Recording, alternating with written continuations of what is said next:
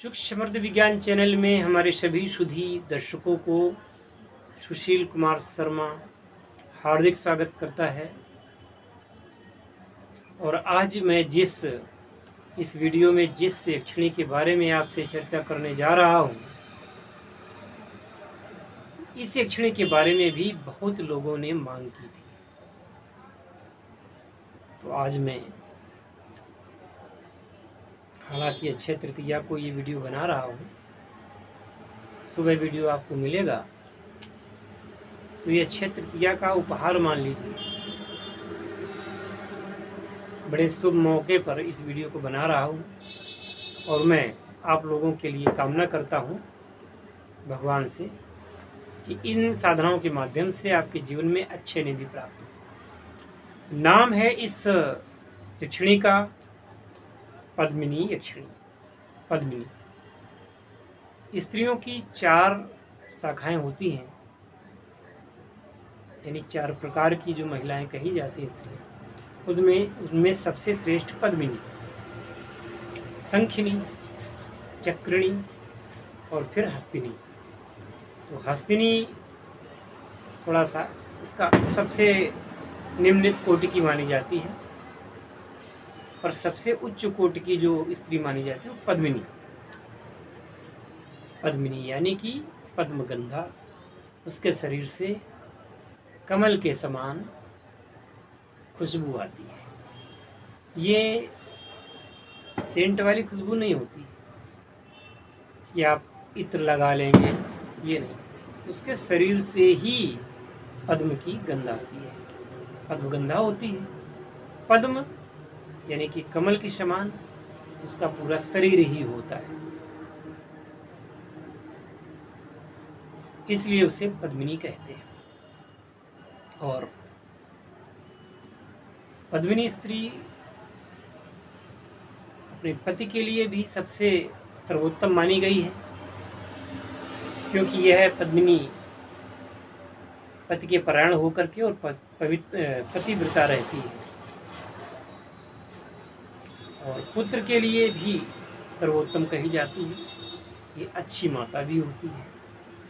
तो आप जिस भी रूप में इसका यजन करें, इसका साधन करें, ये अपने आप में सर्वोत्तम विद्या है, पद्मिनी यक्षिणी। अब इनकी साधना में क्या करना है? इनकी साधना में आपको पवित्रता का विशेष ध्यान रखना है। अपने सामने जहाँ पर बैठेंगे वो तो आप बैठेंगे, सामने एक चौक बनाना होता है, चौकी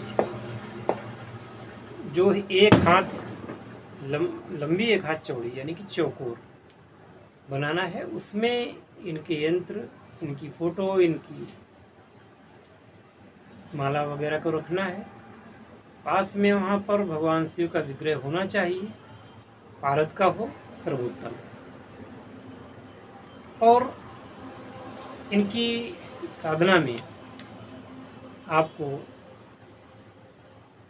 सारे उन चीज़ों का परित्याग करना है जो कि गलत कहे गए हैं। पान, सुपारी, नशा इत्यादि जो भी है, मांस, मछली, अंडा वगैरह, ये कभी नहीं होना चाहिए और इनकी साधना के बाद भी जीवन में कभी ना हो। इतना ध्यान रखें, क्योंकि यह परम तेजोमयी, परम दिव्य स्वरूपा है।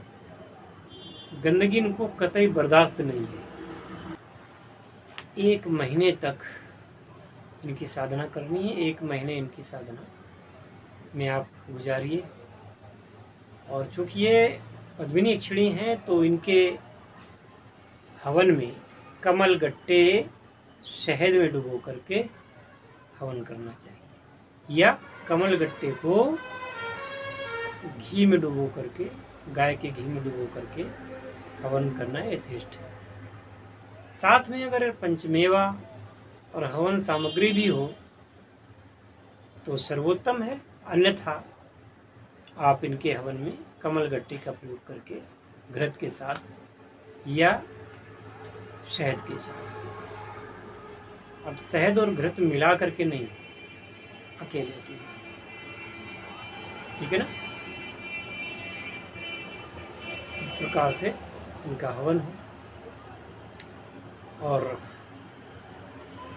वो तो मैं बता ही चुका हूँ कि किस स्वरूप में आपको इनकी सिद्धि करनी है, वह स्वरूप आप निर्धारित करेंगे, मैं नहीं। हालांकि सब कुछ मैं बता देता हूँ, सावधानियाँ और बहुत सारे ऐसे गूढ़ रहस्य हैं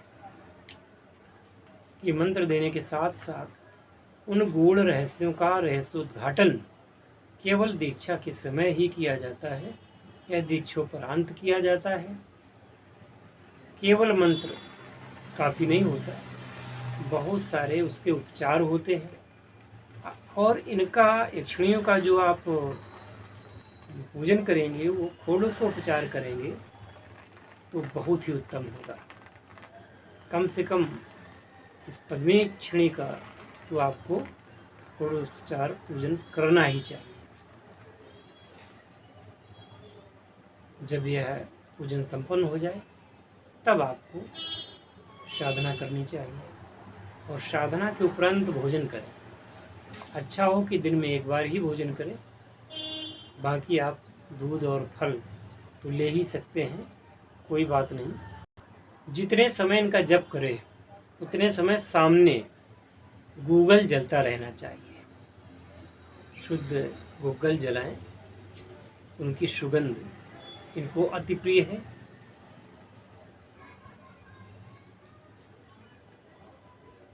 और जप करें, लाल आसन होगा, उत्तर की ओर दिशा होगी,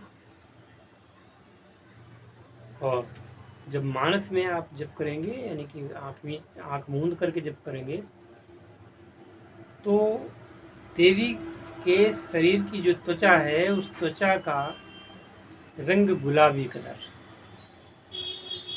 ऐसी कल्पना करेंगे। परम तेजोमय सुंदरी जो कि हाथ में पुष्प धारण किए हुए हैं, एक हाथ में वरद हस्त है, चतुर्भुजा है। इस प्रकार से आप ध्यान करें।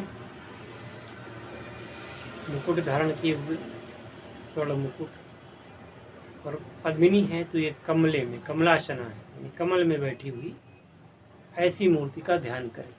अगर ऐसी मूर्ति ना मिले तो माता लक्ष्मी की मूर्ति आप ले सकते हैं, लेकिन उसमें ध्यान आप जब करेंगे तो पद्मिनी का ही करेंगे,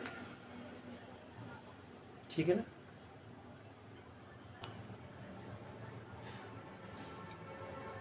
इसकी प्राण प्रतिष्ठित सामग्री अति आवश्यक है। यक्षिणी विषयक सभी नियमों का अनुपालन करते हुए आपको नित्य 1 महीने तक इसकी साधना करनी है। तत्पश्चात इसके जो और भी उपचार होते हैं, जैसे कि उन उपचारों में संस्कार इत्यादि आते हैं, उनका करना चाहिए। नित्य प्रति गौ को भोजन जरूर कराएं, और किसी कन्या को आप दक्षिणा या भोज्य पदार्थ दे सकते हैं साधना काल में भी। जब साधना काल में इस प्रकार का आप दान करते हैं तो इससे देवी पद्मिनी ये आप पर प्रसन्न होती हैं और अपनी अनुकंपा आपके ऊपर जीवन भर बनाए रखती है। सज्जनों, यक्षिणी साधना अपने आप में जीवन की महत्वपूर्ण साधना है, दुर्लभ है, अपने आप में अन्यतम है और उच्च कोटि की साधनाएं हैं। यदि इस प्रकार की साधनाओं को आप जीवन में करते हैं तो मुझे यह कहने में कोई संकोच नहीं है कि अवश्य में आप उनका सानिध्य, उनकी कृपा प्राप्त कर सकते हैं और अपने जीवन को ऊर्ध्वमुखी बना करके सामान्य जनों से उठ करके विशिष्ट जनों में अपना नाम लिखवा सकते हैं और जीवन भर धन, ऐश्वर्य और राज्य सुख भोग करके, और यदि इसको प्रिय रूप में सिद्ध करते हैं तो जीवन का भी सुख भोग करके अंत में आपकी परम गति होती है। इसमें कोई भी दुर्गति होने का कोई सवाल नहीं। इसी के साथ इस वीडियो से आपसे आज्ञा चाहता हूँ। मिलता हूँ अगले वीडियो में। तब तक के लिए हरिओम तत्सत। जय शिव शंकर, जय भोलेनाथ, हर हर महादेव।